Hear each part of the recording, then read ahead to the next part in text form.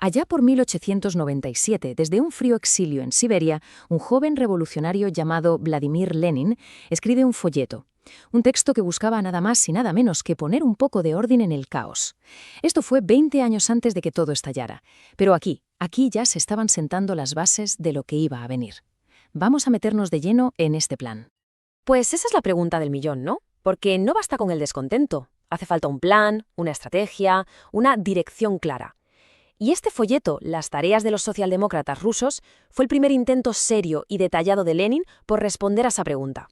Pensemos por un momento en la Rusia de finales del siglo XIX, un imperio gigantesco, gobernado con mano de hierro por un zar absolutista. El descontento social es un clamor, está por todas partes, pero los revolucionarios andan a la gresca, cada uno con su idea, discutiendo sobre qué camino tomar. Hacía falta una brújula, y con urgencia. Este va a ser nuestro recorrido para entender bien su propuesta. Primero veremos el contexto de la época. Luego, esa doble misión que propuso Lenin. Veremos a quién eligió como la vanguardia del movimiento, qué métodos prácticos defendía, su complicada política de alianzas y, por supuesto, el enorme legado de este plan. Lo primero es situarnos, claro. Lenin no escribía en el vacío, ni mucho menos. Lo hacía en medio de un debate que echaba humo entre los distintos grupos que querían cambiar Rusia. Y cada uno, pues, tenía su propio libreto.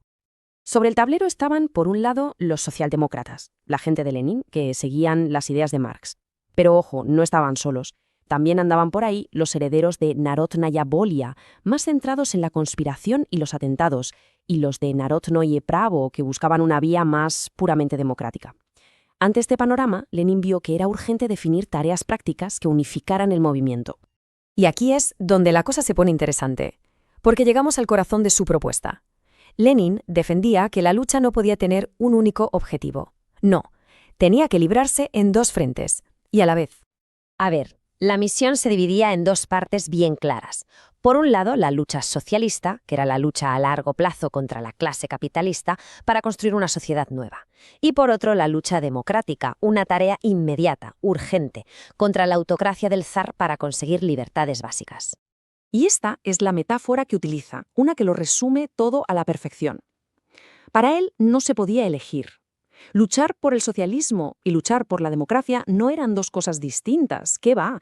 Eran las dos caras inseparables de la misma moneda. Vale, ya tenemos la misión, pero ¿quién la lleva a cabo? Si tienes una visión tan grande, tienes que elegir muy bien al protagonista, ¿no? Pues esta elección era absolutamente fundamental. Es que Rusia era un país inmenso, mayoritariamente campesino. De hecho, muchos revolucionarios de la época, los populistas, habían puesto todas sus esperanzas en el campo. También había una clase intelectual muy potente y activa. Entonces, ¿por qué no ellos? Pues la elección de Lenin fue muy específica y, la verdad, bastante radical. Su respuesta fue tajante: el proletariado industrial. Y ojo, no la clase obrera en general, sino su núcleo más moderno y concentrado, los trabajadores de las grandes fábricas en las ciudades. ¿Pero por qué ellos? Bueno, Lenin daba tres motivos muy concretos, muy estratégicos. El primero, que sus condiciones de vida los hacían más receptivos a las ideas socialistas.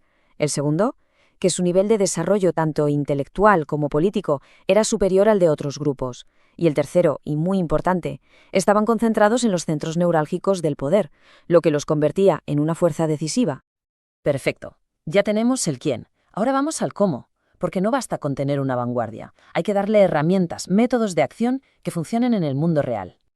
Y aquí, la palabra clave, la que lo cambia todo, es agitación. ¿Y qué quería decir con esto? Pues que no se trataba de soltar discursos abstractos sobre un futuro socialista lejano, no.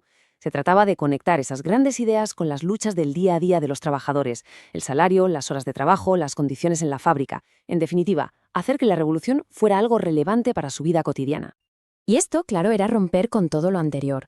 Este enfoque, basado en un movimiento de masas, organizado y a la vista de todos, chocaba frontalmente con las tácticas de Narodnaya Volia, que se basaban en conspiraciones secretas llevadas a cabo por una pequeña élite de intelectuales.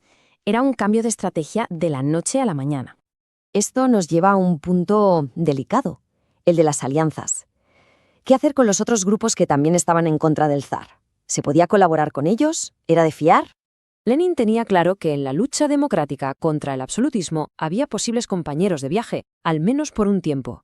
Identificó a varios: desde la burguesía liberal hasta las minorías nacionales o los grupos religiosos que sufrían la opresión del zar. Pero, y esta pero es importantísimo, aquí venía la advertencia, estas alianzas eran puramente tácticas, temporales. El proletariado debía apoyar a estos grupos contra el enemigo común, sí, pero sin perder nunca su propia independencia política, porque sus intereses a largo plazo sencillamente no eran los mismos.